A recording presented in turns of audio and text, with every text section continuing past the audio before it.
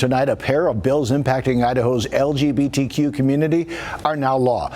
The most visible change tonight, the pride flag at Boise City Hall has come down. Mayor Lauren McLean making the decision after a pitched battle with state legislators that critics said specifically targeted the city. Governor Brad Little signing House Bill 561 into law. The legislation, which takes immediate effect, strictly limits the kinds of flags that can fly outside government buildings. And the Progress Pride flag is not one of them. Violators could now face fines of up to $2,000 per day. Welcome to the show.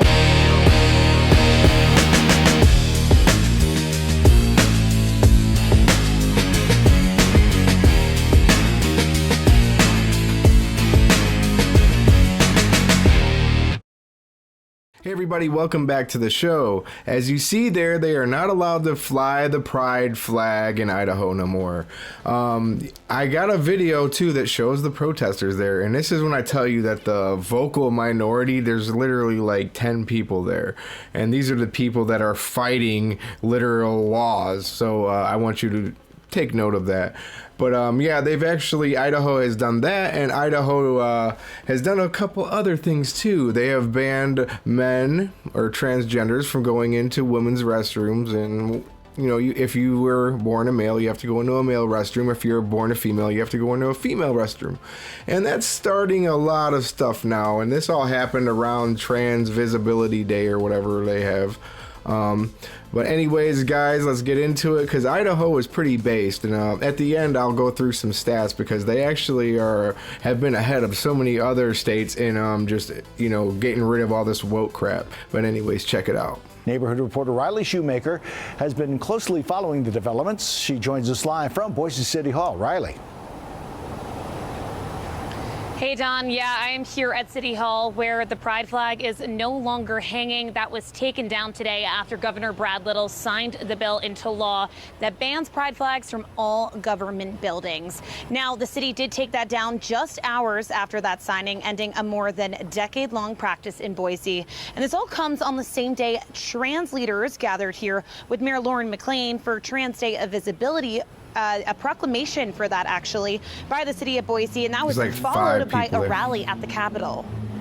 It is the actions I would encourage you to look for, watch, and acknowledge of your friends, your neighbors, the people that call this place home, this community. What a ragtag it's bunch really there. Unfortunate because this flag has been flown for over 10 years here in Boise. Sad to see it go, but just because we can't wave the flag doesn't mean that we won't find ways to show up and support each other and be proud of ourselves and being in Boise. Today being Trans Day of Visibility, it was a little bit what I feel maybe that looks like the Monsters Inc. The time today to be able to take down and sign the.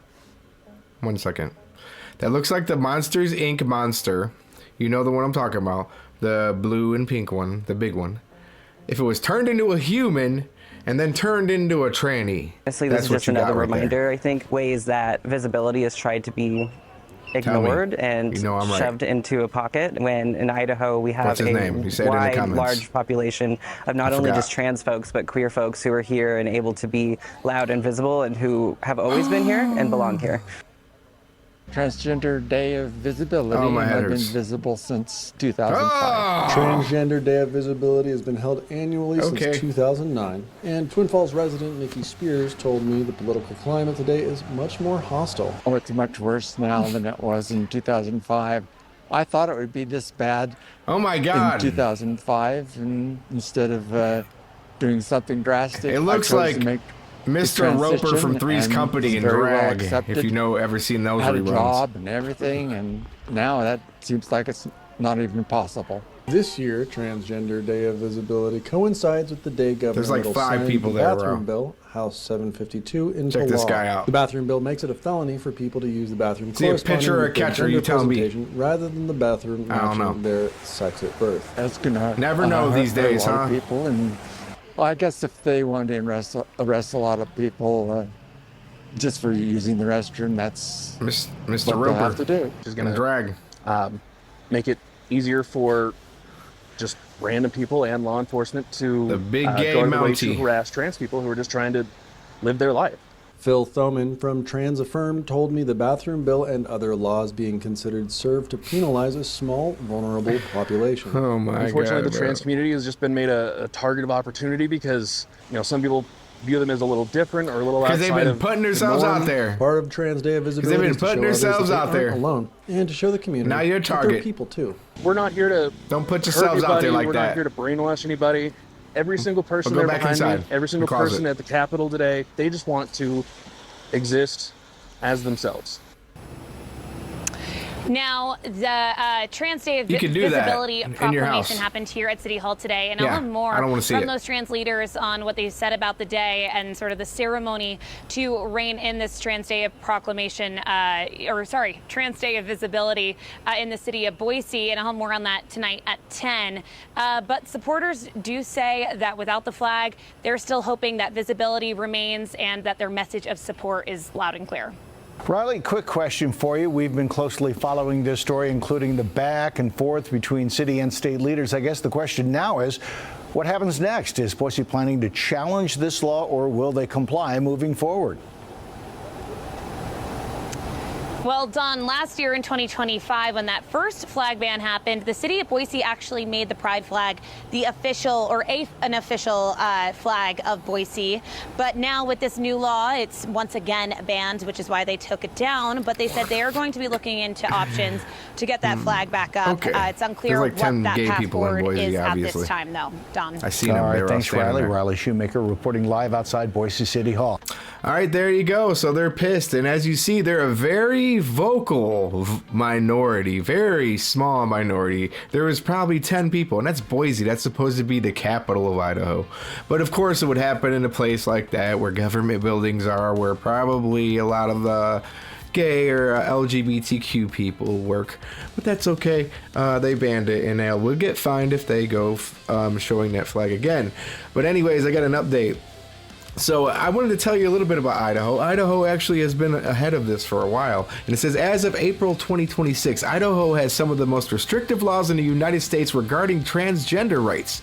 Recent legislation sessions have focused on criminalizing bathroom use, restricting social transitioning in schools, and banning gender-affirming medical care. Okay, so I guess, we all know what just happened with the bathroom ban. We know that. So there's a social transmitting or transitioning bill, and it requires schools, healthcare providers, and child care providers to notify parents within 72 hours if a minor student requests a socially transition, which includes using a different name, nickname, or pronoun. So that's been done. Okay. And we have more, and it says a failure to report that can lead to fines and arrests the fines are up to $100,000 plus arrests. So that's, they're not playing around with this. And then it goes, banning local protections, 2026 bill aimed at preventing cities and local governments from enacting their own LGBTQ plus non-discrimination ordinances. So that's another one. That's HB 557. They voted this in. The social transitioning one was HB 822. They voted that in. So there's more. So gender affirming care, Idaho. Then this is back in 2023. There's still states that are fighting this. So they were ahead of the ball. So it goes, this is 2023. Gender affirming care makes it a felony for doctors to provide gender affirming medical care such as puberty blockers or hormone therapy to minors. Despite legal challenges, the U.S. Supreme Court allowed Idaho to enforce this ban while litigation continues. So public funds ban that prohibits the use of funds including Medicaid for gender affirming medications and procedures for minors and adults. The sports ban, which was 2020, they were ahead of that too. That was back when COVID was around. And that is, Idaho was the first state. The first state, guys. I told you, Idaho don't play. They're non-woke, okay? The sports ban. Idaho was the first state in 2020 to ban the transgender women and girls from competing on sports teams that match their gender identity. This law has been heavily litigated and was heard by the U.S. Supreme Court in 2026. Okay, then there's the school bathroom ban. So since 2023, all public K through 12 schools are required to restrict bathroom and locker use to based on biological sex. So organizations such as the ACLU of Idaho and Planned Parenthood alliances advocate actively track the legislation and provide updates on legal challenges and community protests. So yeah, they're not woke, and they've been ahead of this, and they've set a lot of standards for other places that I wish that a lot of places would follow. But anyways, guys, that's all I got for you. Hope y'all have a good day, and I'll see you on the next one. Peace.